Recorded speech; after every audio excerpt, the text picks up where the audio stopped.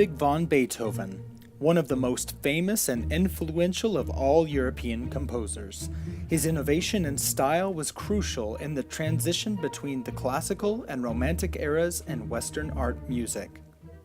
As a young man growing up in Bonn, Germany, Beethoven was tutored by his father Johann, who was a musician in the court of the Elector of Cologne.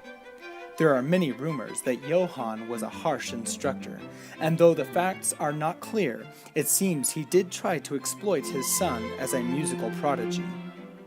At the age of 17, Beethoven went to Vienna in the hope to study with Mozart, but after 2 months, news came of his mother being ill, so he returned home.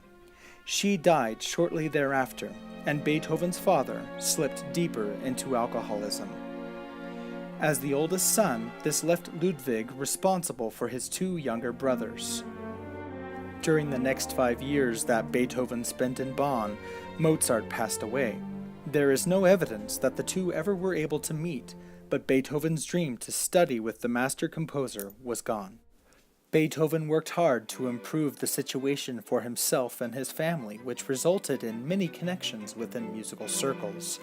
This led him to meet and eventually study with Haydn. This opportunity greatly influenced Beethoven's composition style, so the first group of his works, now called his early period, reflect the clarity and balance of the classical composers that came before him.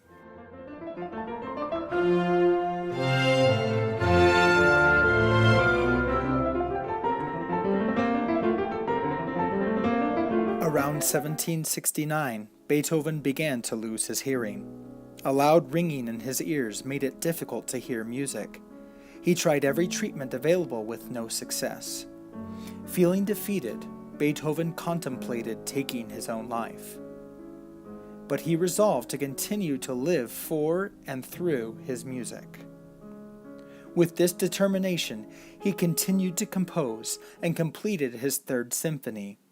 This began his heroic period, where the character of his music personified his own struggle to overcome all that life was giving him. The clarity and balance of his classical style gave way to new ways of expressing his passion. Beethoven's hearing continued to deteriorate, but he also continued to compose. When the only music he could hear was the music in his head, the final period of his style began. It was introspective and moving, and he must have found some joy in the journey as he wrote his Ode to Joy. He's hearing something beautiful in his head.